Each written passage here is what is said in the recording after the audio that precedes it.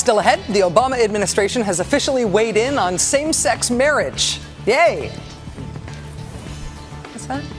Oh, the Obama Justice Department is bringing up incest and marrying children as part of its arguments against same-sex marriage.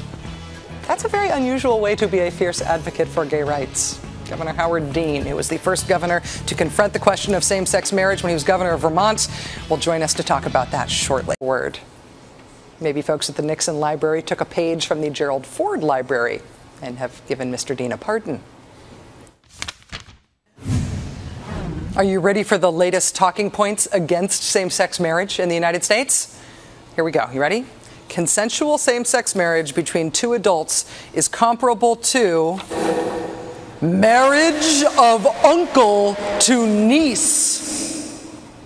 Underage marriage.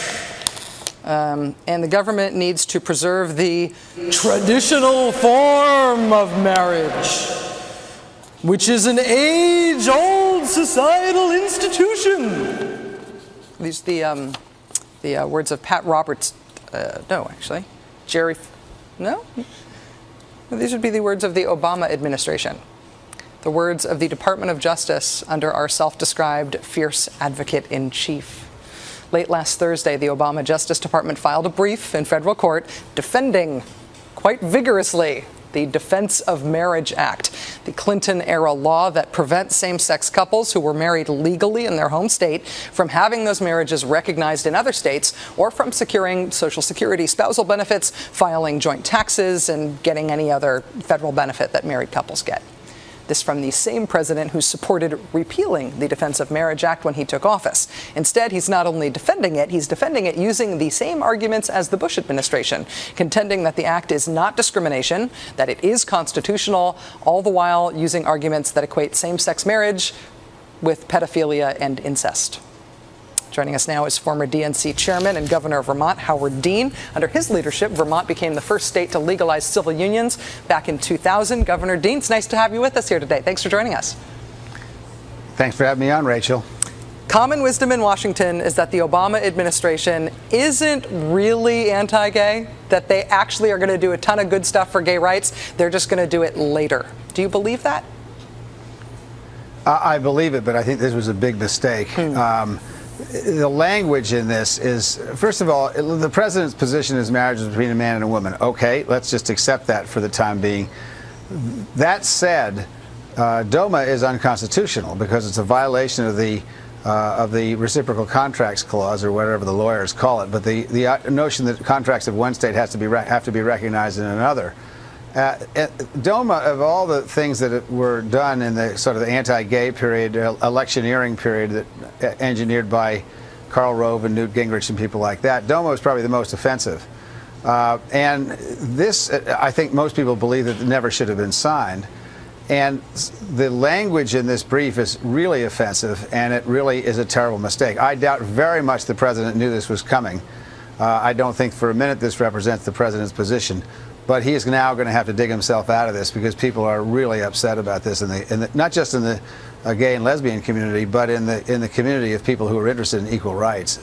Within the same week, we saw not only this brief defending the Defense of Marriage Act, we had another brief which avoided some of the more offensive language of the DOMA brief on Don't Ask, Don't Tell.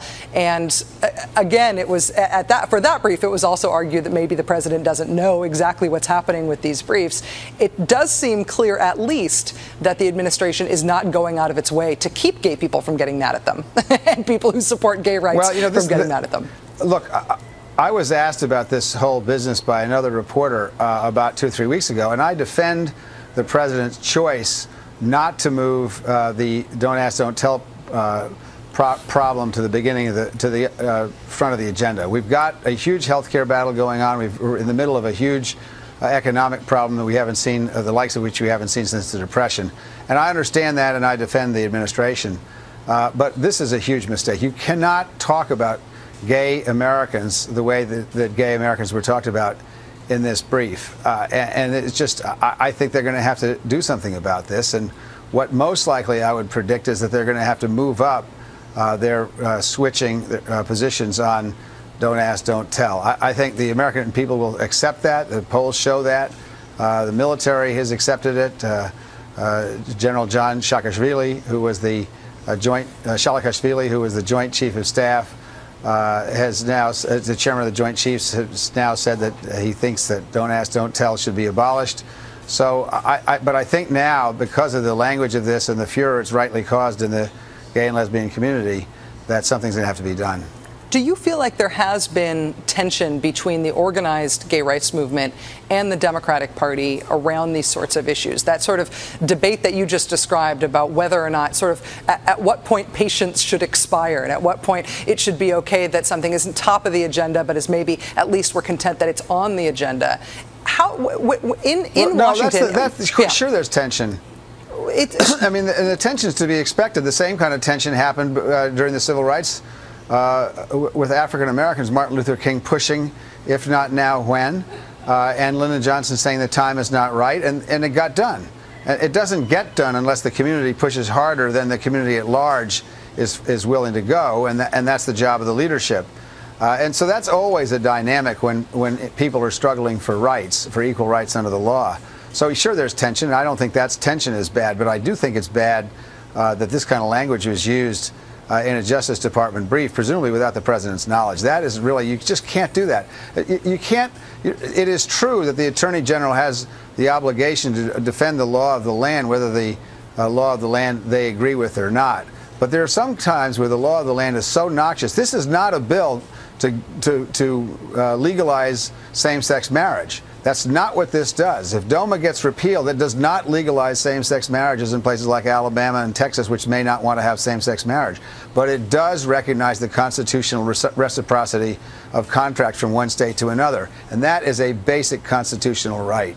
But doesn't it push the Democratic Party to a certain extent to have Dick Cheney to the left of the Democratic president on this issue, to have Steve Schmidt, John McCain's campaign manager, significantly to the left of this? We've even had John McCain come out in an interview last week with Anna Marie Cox and say, yeah, he would have started reviewing Don't Ask, Don't Tell on day one. I mean, it's almost impossible to believe that the party of Karl Rove would outflank Democrats on gay rights issues right now. But gay rights, but the gay community has been left empty-handed by the Democrats now over and over and over again. Well, let's not get too far out here. The Republicans used the gay community and whipped up anger against gay and lesbian Americans in order to win elections for 30 years. I hardly think the Republican Party is to the left of the Democrats on gay rights. But I've always, you know, human beings are very interesting people. And while I disagree with Dick Cheney and think, frankly, some of his conduct has been reprehensible around the issue of torture and the war, I've always admired him, and I actually told him so at the White House before I left the governorship, how much I have admired him on the issue of gay rights. He has a personal stake in this, and he hasn't been afraid to say what most Americans who find out they have gay people in their families say is, if given a choice between being anti-gay and loving my children, I'll pick loving my children. That's where 90% or more of Americans go. That is one of the reasons that the movement for equal rights among gay and lesbian Americans have been so successful.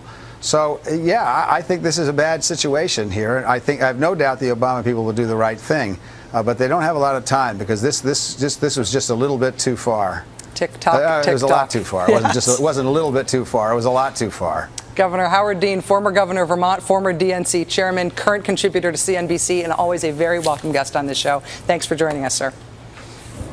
Thanks, Rachel.